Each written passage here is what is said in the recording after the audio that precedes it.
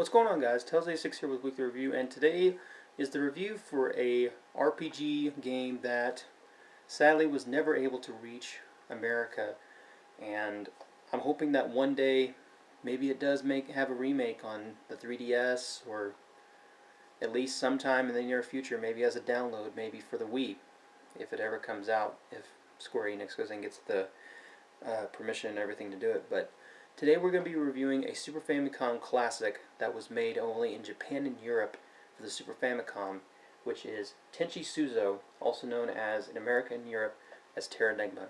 So guys, let's go ahead and start the review for this amazingly, truly epic game. Terranigma, one of the greatest and most underrated games to ever come out.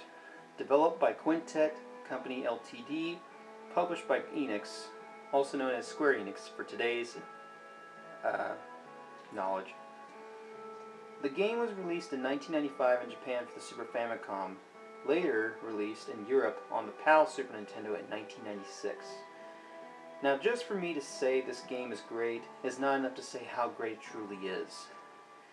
The feeling of being able to control your character through a beautiful world of vast forests, snow peaks, and more is just barely hitting on the tip of an iceberg.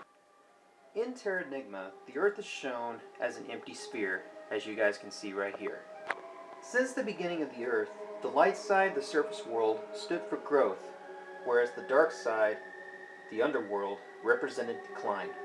Over 46 billion years, these two forces came to be called God and Devil.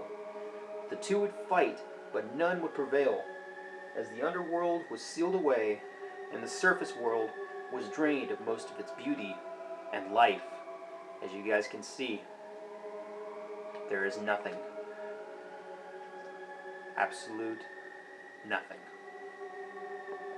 You control your character named Ark, a very unique and mischievous boy who has a special gift, while living your whole life in Krista being a troublemaker, until one day he is dared to open a door that was been foretold never to open.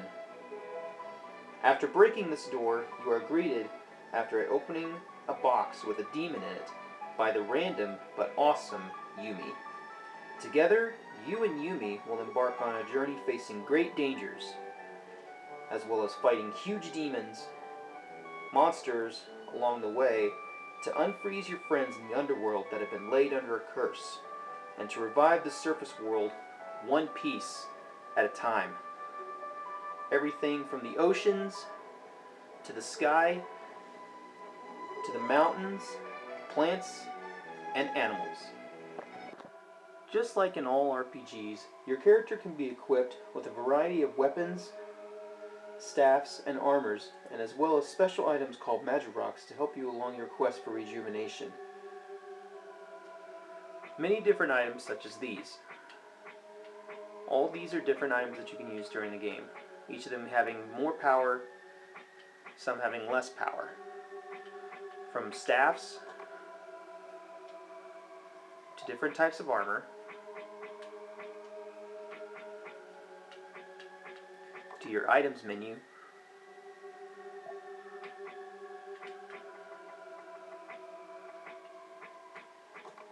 to your main settings menu, to make it so you can change the brightness, look up different monsters, and much more.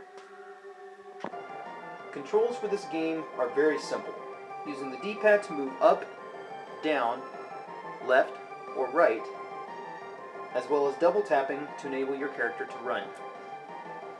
The B button for executing jumps, A button for attacking with your equipped weapon, and X to use for extra weapons that you earn when trading in magic rocks and gems.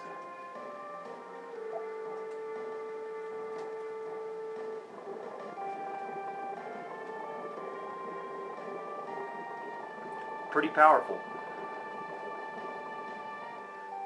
and they will help you along the way to be able to regain the surface world. Although your character has no actual magic abilities that he can earn, this still makes the game have a very decent challenge, instead of just having to mash buttons for your attacks. Double tapping on a direction your character moves to and hitting the A and B button will perform a slide attack, like so.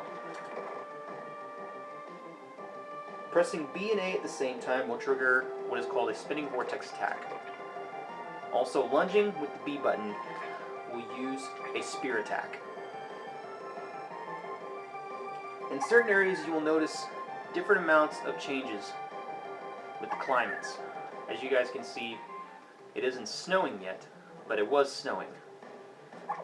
Even though this doesn't affect any portion of the gameplay or the difficulty, it still goes and brings the world even more to life to see actual elements at work. The graphics are beautiful. While being performed in the Mode 7 formatted chip that was used in for this game especially, there are many other games that use this formatted chip for the Super Nintendo. A couple, Final Fantasy, as well as Secret of Mana, made by Squaresoft, which would be later known, as everybody knows now, as Square Enix. The game has 4 chapters, each spread with a boss at the end of each level. At the end of each boss, you see the land where you once were on, being revived back to normal. So as you can see, the world that we're in right now is the underworld, so can't really be revived, but it's also known as Krista when we go into this building right over here. Anyway, at the end of each boss, you see the land where you once were on being revived back to normal. And as every RPG, your character levels up as it takes out monsters and enemies, as well as earns money, which can be used to buy new magic rings when having a set amount of magic rocks and gems used to trade in. Money currency in this game is not money or rupees, it's gems.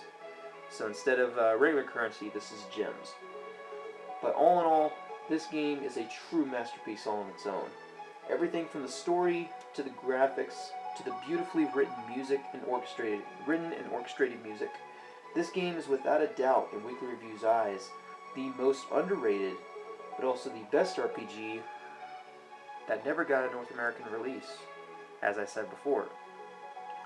The only way you could pick up this game now is if you were to hack it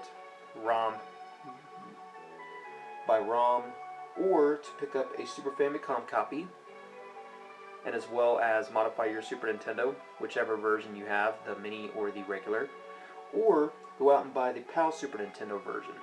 Now each of these versions run from a different amount of money. This version that I have right here is the Super Famicom version, of course, from every one of y'all that saw my unboxing for it. And I got it for about maybe 30 bucks. So it was definitely worth that price. But if you wanted the actual subtitled in English, you better be ready to pay a price, because that cartridge alone is worth almost as much, if not more, than Earthbound. So if y'all are really big fans of Super Nintendo games, do yourself a favor. If you want an amazing RPG also to add to your huge amount of collection if you have one, do yourself a favor and pick up this truly amazing game. You will thank yourself after finishing it, because it is a masterpiece. Wii-kly Reviews gives Terranigma for the Super Famicom a perfect 10. So thank you guys for watching. This has been Wii-kly Review. Take care. Later.